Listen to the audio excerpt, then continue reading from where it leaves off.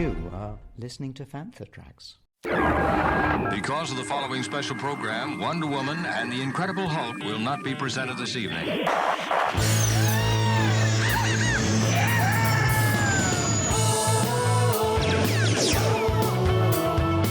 got Bantha.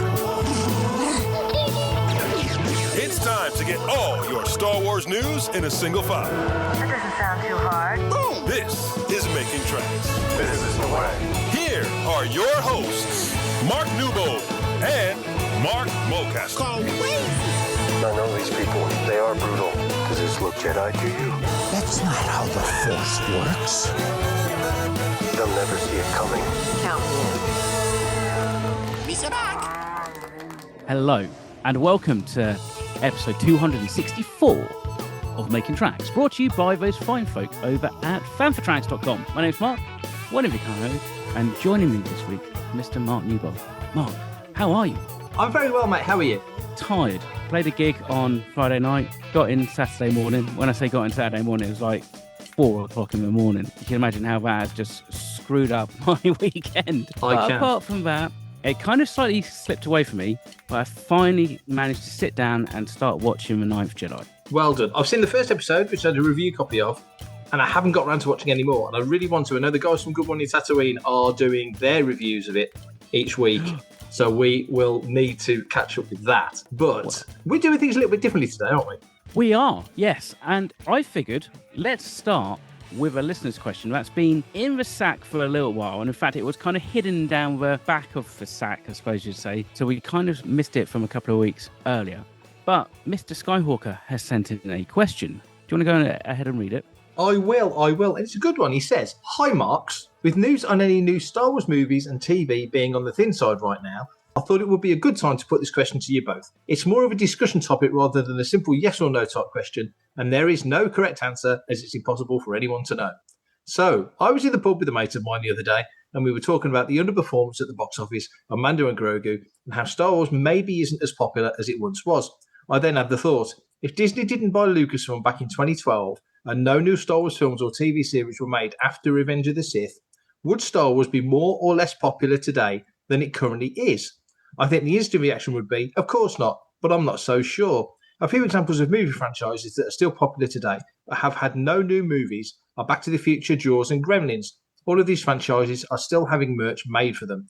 Back to the Future has an excellent live musical version running for the last few years. Jaws recently had its 50th anniversary with a plethora of merch available, a live stage show called The Shark is Broken, and also a museum exhibit in LA.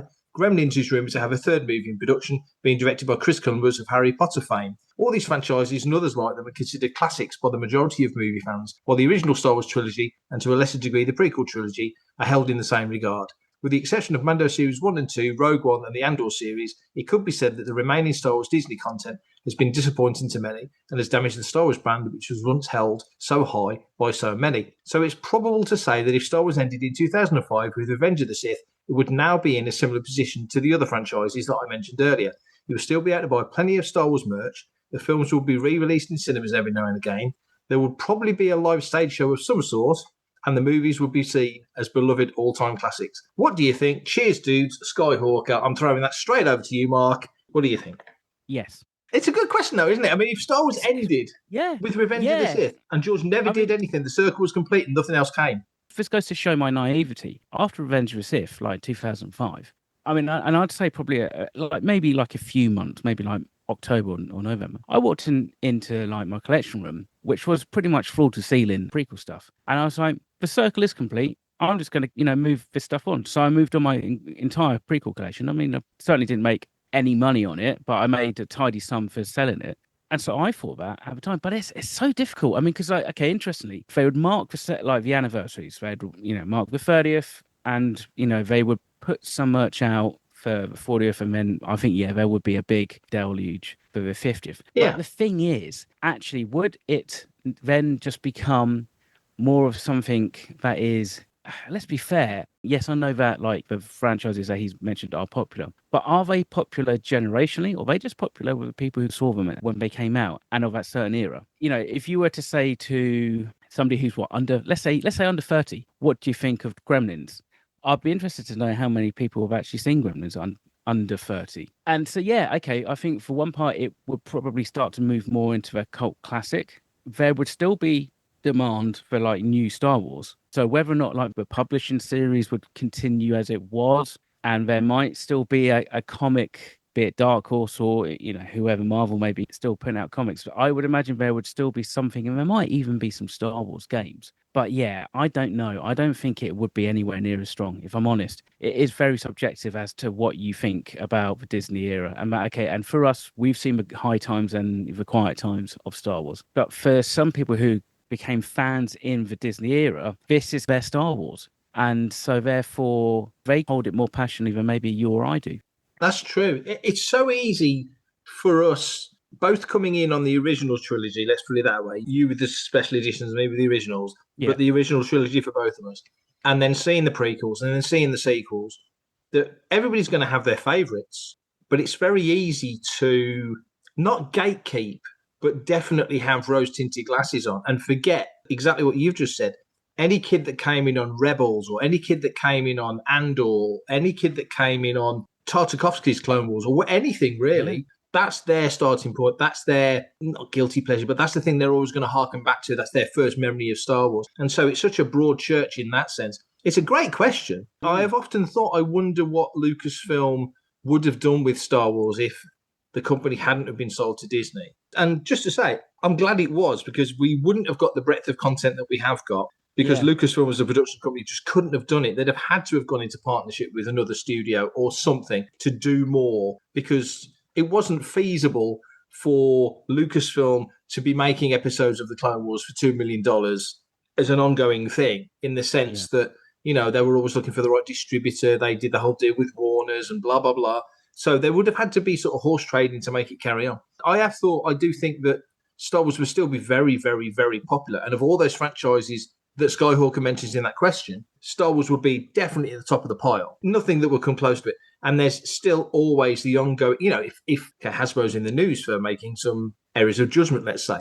But if Hasbro said, we are only going to make Stormtrooper, Darth Vader, R2-3PO, Chewie, you know, the classic characters, throw in Darth Maul, throw in BB-8, whatever, you know, you could pick a dozen characters, they would still sell bucket loads.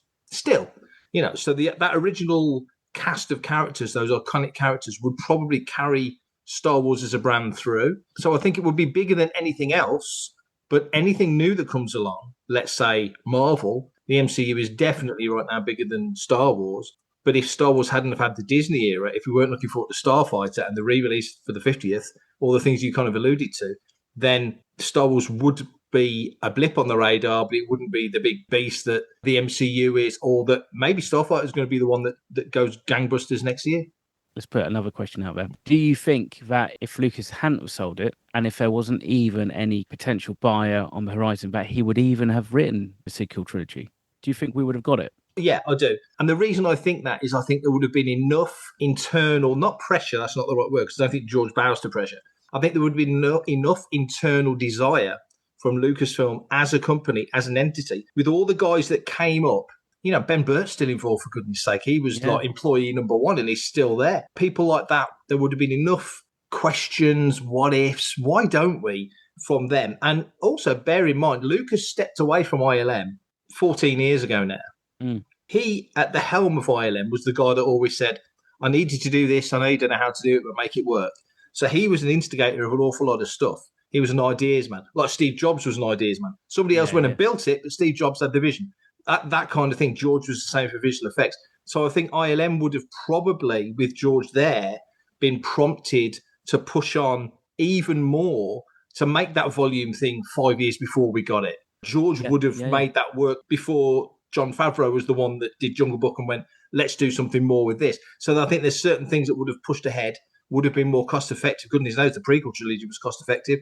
Look at what you put on the screen for the cost that they paid out. It was incredible. So I think you would have got there. So yeah, I think George would have done a sequel trilogy. It would have been George's sequel trilogy. And that would have obviously pleased the older members of the fandom. A lot of kids coming in now couldn't give a monkeys about George Lucas. It's like new kids getting into Star Trek. Roddenberry, oh yeah, he created Star Trek 60 years ago, didn't he? And, you know, so a lot of kids don't see the importance of Lucas, whereas the older fans like us venerate him rightly. So there's a little schism there, but that's the passage of time. I think he would have done it. Yeah. Do you think he would have done it? Yeah, I mean, I think so. I think he probably would have done because, like, for everything that George is and isn't, I think ultimately it was his name on the company. I don't necessarily think that he would ever want to, like, let's say with his retirement or even his passing, that be the end of Lucasfilm. I think he would want to try and set something up to pass it on. Whether or not then he did get in or even keep in somebody like Kathleen Kennedy. Yeah. Just to help run the day to day. Because you've got to remember, for George anyway, it was a 9-10 year commitment to do a trilogy. That would be interesting. Would be like, would we have got a Star Wars film every 3 years? Or do you think he might have bowed and curtailed to maybe some of the pressure of, like, the cinema and like stuff like the MCU, where you're putting out multiple films or at least one film a year? I mean, I think he would kind of stick to his guns and he would make sure that his story was right and then put it out. We could have got the trilogy.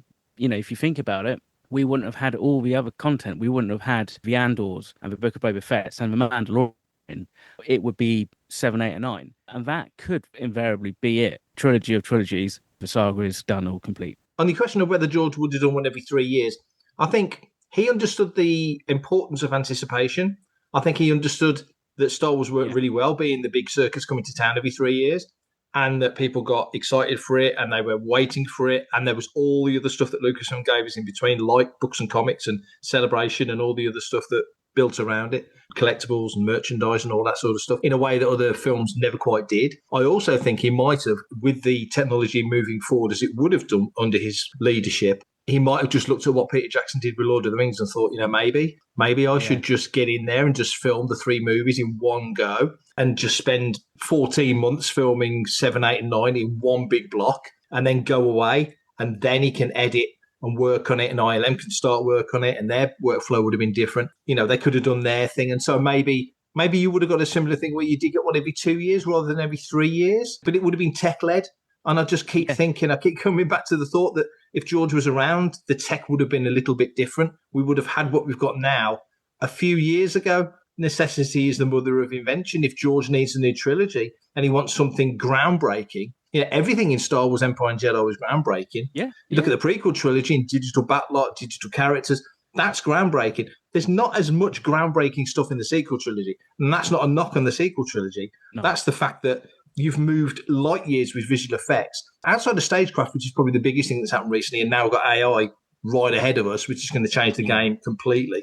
It's incremental advancements in that era. So I don't honestly know the answer. My head tells me he knew the value in waiting 3 years, but also if he's got the tech, look at the stuff he threw on the screen in the prequel trilogy, because he had the toolbox. His toolbox would be even more expansive. So maybe he would have turned them around quicker. I don't really know. It's very much, and I'm going to play even bigger devil's advocate. And you don't even need to answer this. It would be nice to get, because I know we've got some regular listeners. Mr. Skyhawker is definitely one of those. So, jump back on the email. And I'd really like to know people's opinions to this. And simply just do you as a fan, you listener, regret the fact that George sold Lucasfilm to Disney? This is Adam Christopher, and you're listening to Fantha Tracks. So great news. We have more guests added to the lineup for Thank the Maker Rogue One. It takes place at St Swithin School in Winchester on Saturday, the 17th of October, 2026, in the 600-seater Harvey Hall. We've added now to the guest list storyboard artist Duncan Fegredo. Any comics reader will know Duncan from his expansive list of comics that he has worked on. But he joins a really great list of people, including Josh Lee, Matt Denton, Teresa Hudakova, Scott Pritchard from ILM, Barry Gingell, Adam Chu from Lucasfilm, Dominic Sicking, TJ Falls from ILM, Rut Villamanga, and Jamie Wilkinson. They're all at the show. There's more guests coming. Really excited, and a great way to celebrate the 10th anniversary of Rogue One. Mark, I know we talk about this a lot because we're very, very excited about it because we've done a bit of stage hosting with this show. But as it builds, as we get closer, we're sort of getting towards 2 months away from the show now. You're looking forward to it because we're going to be there, of course. We're going to be there, and I'm really looking forward to it. So I hope everybody else is looking forward to it and is going to come down because, I mean, it's always interesting when we get people who haven't regularly stood on a stage or sat Yeah. on a stage and talked about their job or their role in production. And so it's always nice to kind of hear these stories whilst they're still relatively fresh in people's minds, but also they're not so fresh like they're completely worried and nervous about NDAs being enforced and stuff like that. Also, it's, a bit of distance kind of like does create a bit of objectivity that's sometimes a little bit too close to a production, especially if it's been a long one or there's been like lengthy reshoots or everything like that. I can say this as somebody who has that done to me. It colours your perception of actually what the job is, and then you see it 6 months later and actually go, it wasn't that bad, and that was really cool and stuff like that. But the great thing is it's a really nice vibe.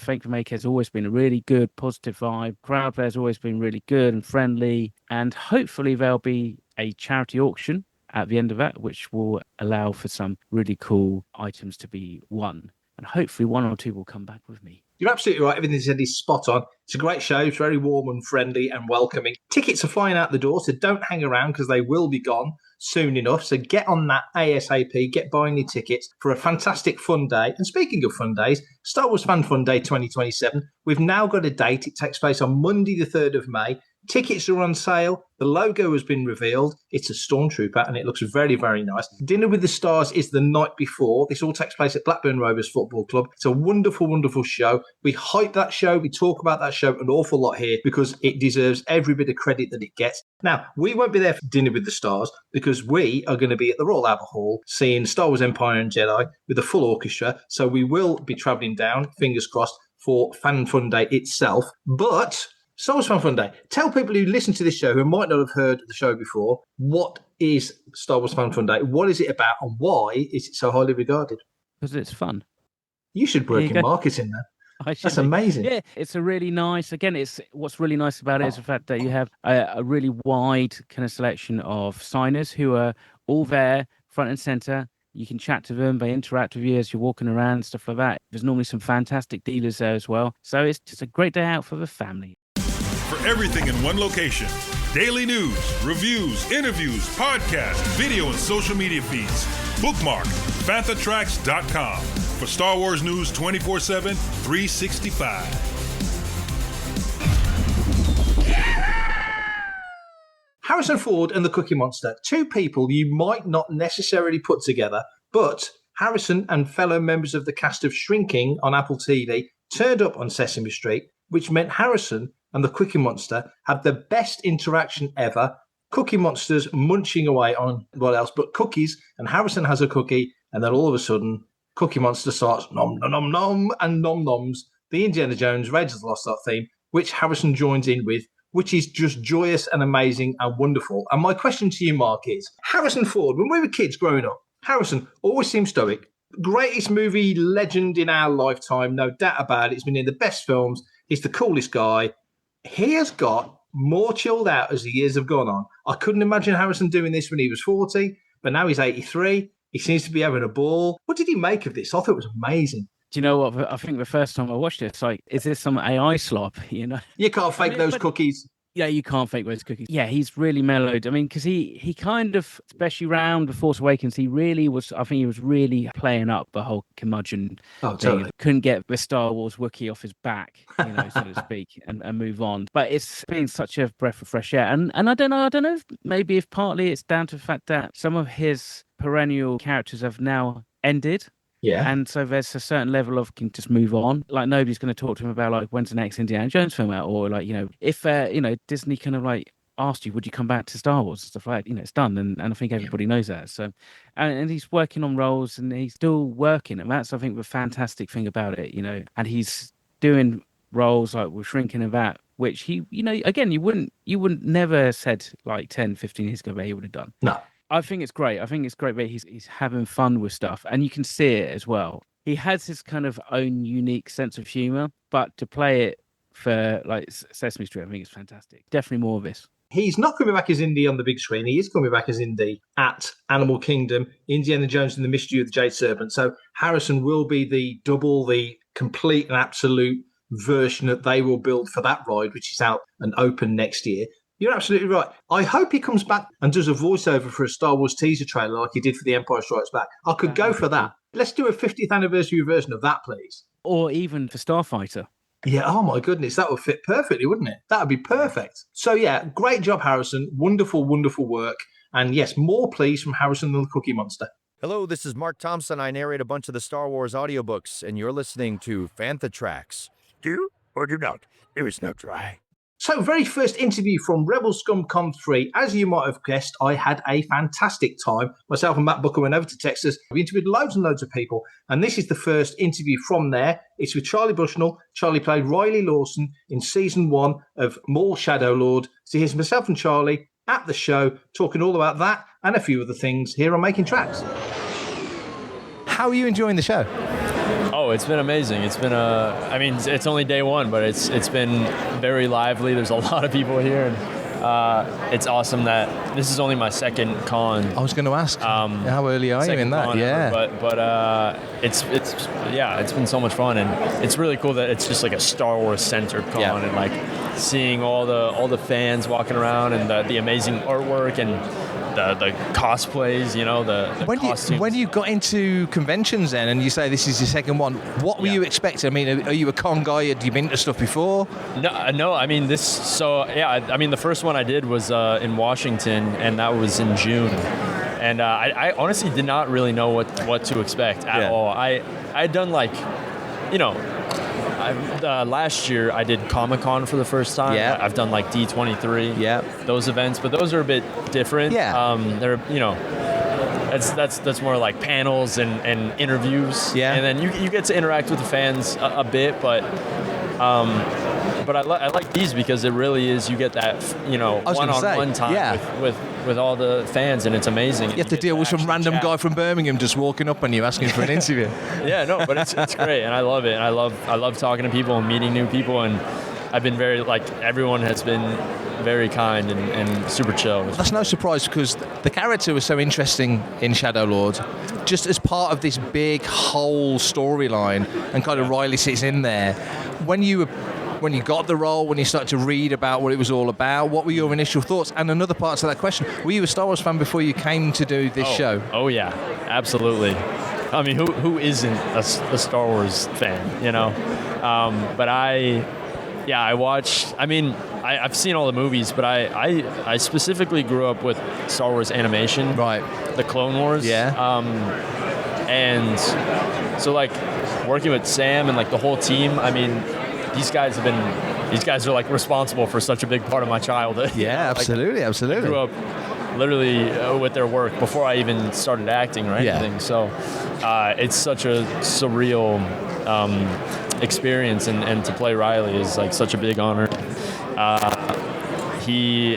What I love about Rylee is, someone actually said this to me at the last con, and I couldn't agree more, but he's kind of just an ordinary kid. Absolutely, yeah. And I feel like he really brings a lot of the humanity to the story. Yep. Especially his parents are split up. He has kind of a complicated relationship with his dad. Yeah. He's in school. He plays Odakin, yeah, which is Star Wars version of lacrosse, I guess. He's just a normal kid that's just thrown into the fire one day. It's a really interesting element to add into Star Wars. A divorce, essentially, a separation, a marriage. You don't tend to see that, and you're right in the middle of that parent trap, if you like. Yeah. That must have been cool. In the Star Wars galaxy. It must have been really interesting to play. 100%, yeah. And at the heart of Star Wars, I feel like at the heart of any story, there's obviously the action, which is so fun to watch. It's so amazing, especially on this show. The animations, they knocked it out of the park, and the fight sequences are nothing I've ever seen before. But yeah, it's those little human moments you see between the characters. Yeah. And just those little interactions and the complexities of Rylee and his dad, or all the characters in their relationships, and balancing the dark versus the light, and absolutely, and, leaning one way or another, and so it's it's really interesting to play. So you're a fan, you're an actor, and you're part of something that you love. That must be really fulfilling. Yeah, it is. I still can't believe it most of the time. Every time I go and every time they like schedule me for a recording to go into the studio. I love it. I mean, I always look forward to it. I look forward to seeing the whole team.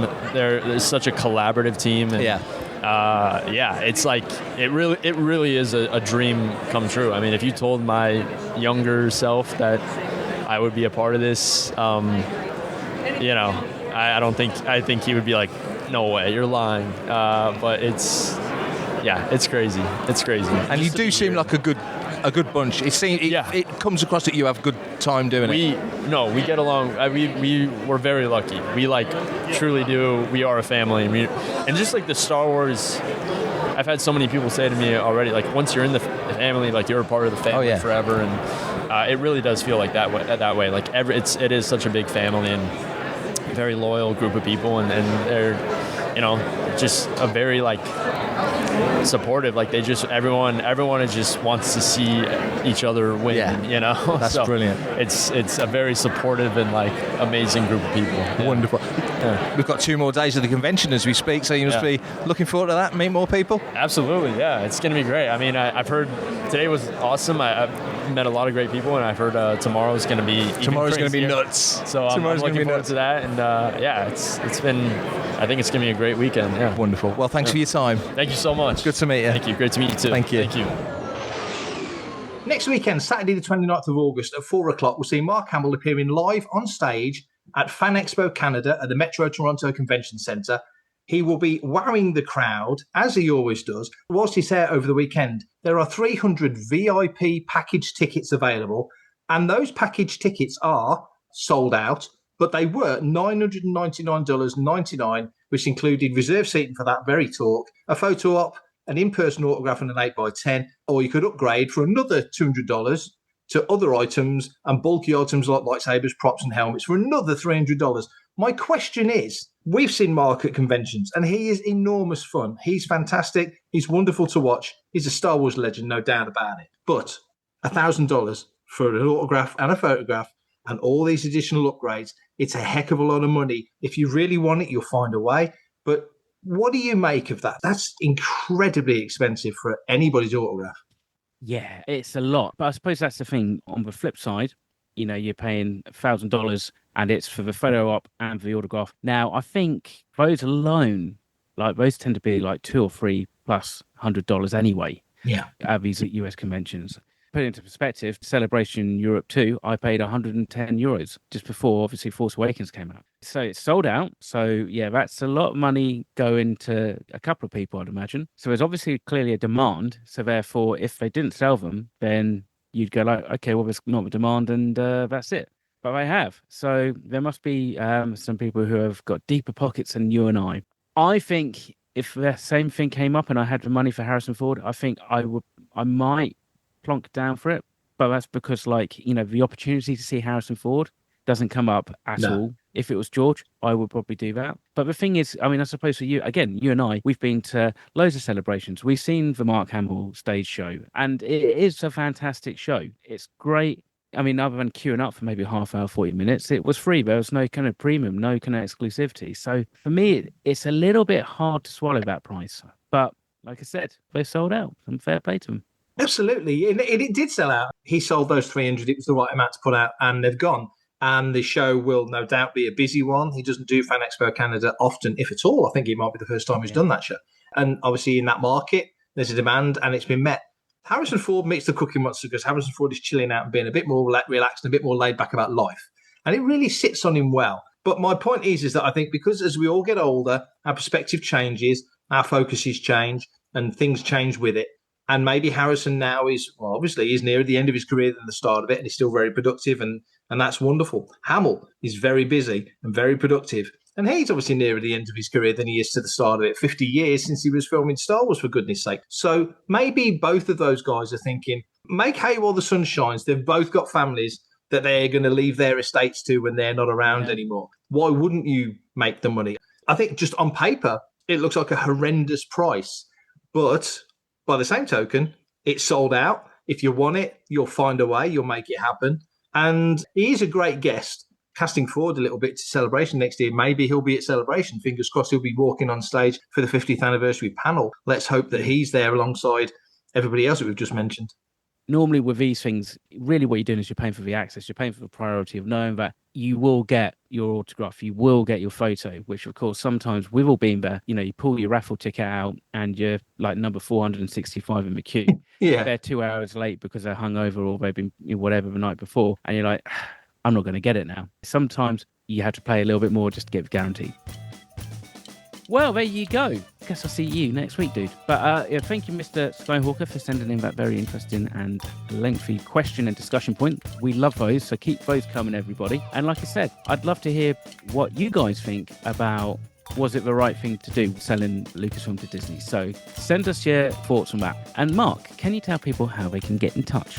I can tell people how to get in touch. And hey, people, this is how you can get in touch. Email radio@fanthatracks.com. Head to links.fanthatracks.com for links to our social media feeds, Fantha Tracks TV and Fantha Tracks Radio. Thanks to James Semple for the Fantha Tracks intro, Blues Harvest for our Making Tracks opening music, and Mark Daniel and Vanessa Marshall for our voiceovers. New episodes drop Tuesdays and Fridays at 7 o'clock UK time. Our weekly news show, Good Morning Tatooine, goes live Sundays at 9 o'clock UK time on Facebook and YouTube. And remember, Fantha Tracks is absolutely free, so it costs nothing to stay updated on all the latest Star Wars news. And that's me done for this episode, Mark. Epic. Well, that is about it. So thank you very much, dude, for coming on. As always, I will see you very soon for the next episode. Listeners, we will catch you on the bounce very, very soon. So until next time, stay safe, take care, support your local Star Wars toy store, and as always, may the Force be with you. Coming up next on Fantha Tracks Radio, it's Making Tracks Live.